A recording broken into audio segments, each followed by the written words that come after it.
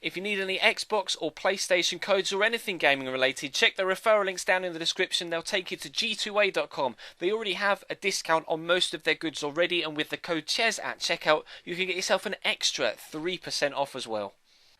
Hey guys, how's it going? Ches back again, and welcome to episode number 19 of the Barcelona Career Mode. We start with an episode.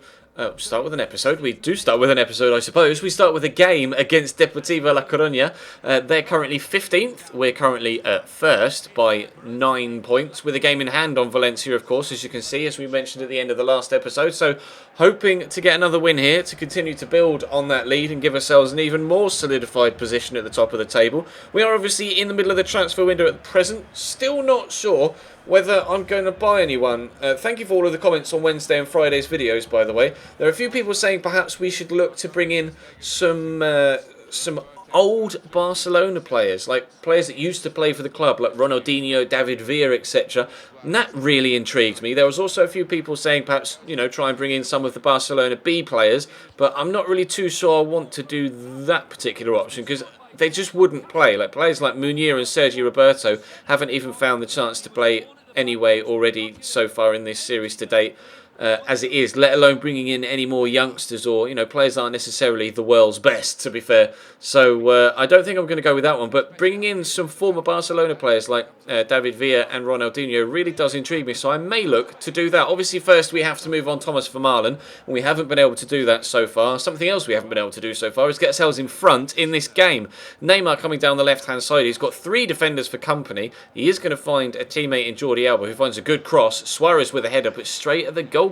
Still, as we head into the second half, not able to get ourselves in front. Continuing to be on top, though, as you can see, Jordi Alba and Neymar involved again down the left.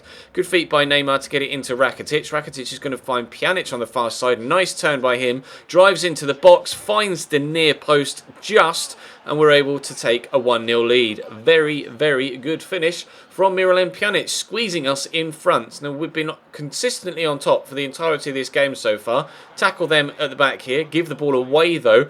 Juan Fran is going to drive inside. Brilliant feat to get past the defender. The initial target for the cross misses it. Then the second defender at the back falls over the second guy in the box, which opens up the space for the third guy at the back of the box, Cavallero, to find the back of the net.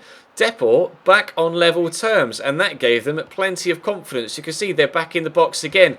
I'm not going to try and pronounce that guy's name, but he drew a save out of Claudio Bravo. A very good save nonetheless, but we're now on level terms and trying again to get a goal. We had plenty of chances in the first half and weren't able to take any of them. Iniesta, though, gets crunched there as they clear the ball, and he's going to go down injured with a dislocated shoulder. That's going to keep him out for 8 weeks, which kind of helps, I guess, when it comes to making the decision about where to buy.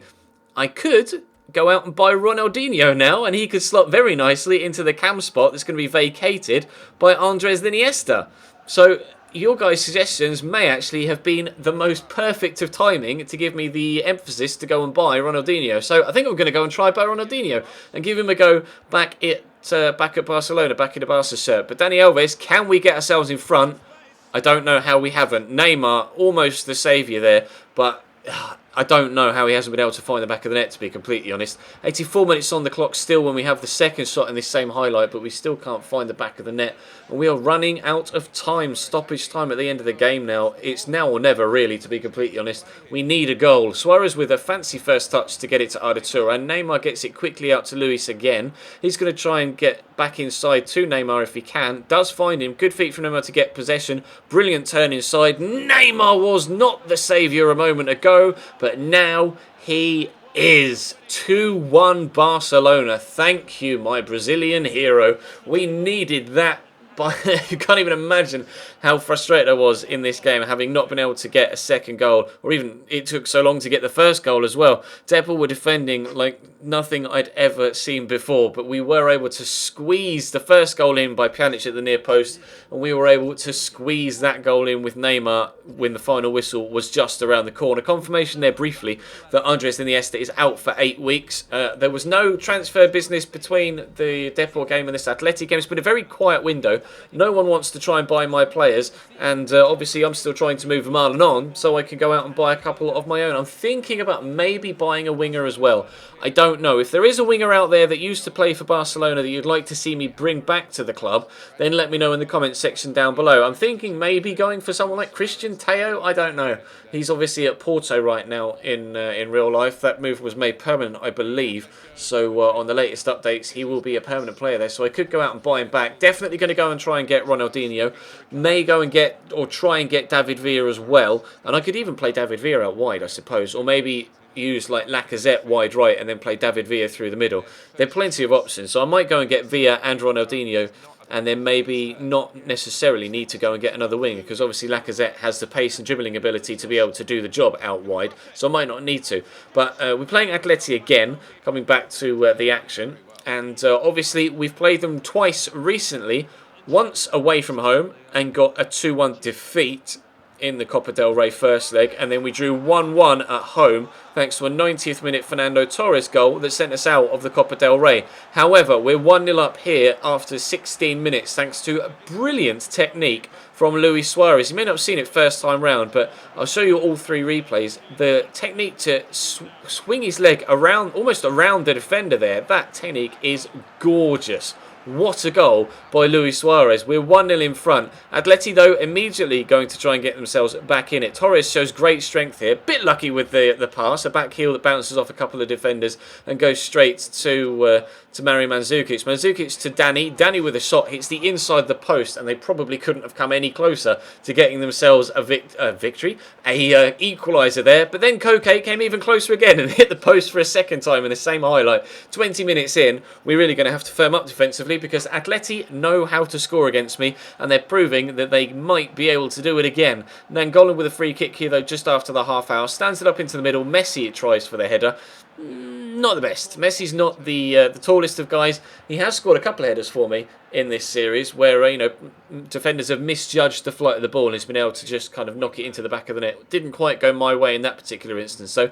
But Juanfran down the right stands it up to Torres. Keeper comes and clears it, but Torres is on the receiving end of the knockback from the edge of the box, and on the swivel volley he gets them back in it. So after a brilliant goal from Luis Suarez at one end, an impressive finish, but perhaps a slightly unrealistic finish, swivelling on his ankle a complete 180 degrees whilst swinging his right leg around the ball to get the power on it. It's definitely a FIFA equaliser rather than a realistic equaliser, but it's an equaliser nonetheless. And after they equalised, they went back and scored another one. Right, okay, 2-1 down then as we head into the second half, when it looked as if we were going to go in front until Torres scored that goal. Arda Turan into Nangolan here, trying to push forward to get ourselves an equaliser, into Leo Messi on the right-hand side. Going to cut inside onto his left foot, but well blocked by Jesus Gamez. Messi, though, shows good strength to win it back. It's going to cut inside to Luis Suarez here. Brilliant feet from him. Going to try and drill it to the bottom corner, but great defending from Juanfran, and that continued to be the case for the rest of the second half. We lose again to Atletico Madrid. They've been my nemesis in this series so far. They're the only side to beat me, and they've beaten me twice now. We were unbeaten so far in the La Liga, and now we've lost a game. So rejecting offers for Alexander Lacazette there in the transfer window. Obviously he's staying, especially if I'm going to bring in David Villa and maybe move him out wide. He's going to be integral to the way that team would play. We have finally, though, had an offer for Thomas Vermaelen. He's valued at 5. They've offered 6. I'm going to ask for 8 just to make sure I can maximise the amount of profit we can get. So if we do want to bring in an extra player as well as Ronaldinho and potentially David Villa, we can do. So I asked for 8.5. They went, no, 6. I was like, okay, well, maybe 7.5? Question mark? Please, perhaps. We'll see what they say. But I haven't had an offer back yet. We're right up against the next game, which is against Elche, I believe. So we'll play that at the start of the next episode, and then we'll try and do some work in the transfer window. But that's going to bring today's episode to a close, guys. Unfortunately, that loss column now says 1, not 0. But we do still have a 12-point lead at the top of the table. And even if they win their games in hand, it will still only be 9. So still pretty comfortable at the top of La Liga, through to the knockout stages of the Champions League and out of the Copa del Rey. So we've only got 2 fronts to battle on now. So squad rotation and squad fitness shouldn't be a problem with fixture list congestion, because, well, we're only in 2 competitions, not 3. So looking forward to finishing this season, hopefully before the end of FIFA 15. Hopefully we can squeeze out enough episodes in this series. The Career Mode Road to Glory and the My Player so that we can finish all three before FIFA 16, although I'm not sure we're going to have time, to be completely honest. But drop this video a like if you enjoyed, subscribe if you haven't already, check the channel page for anything you may have missed over the past few days, and bye.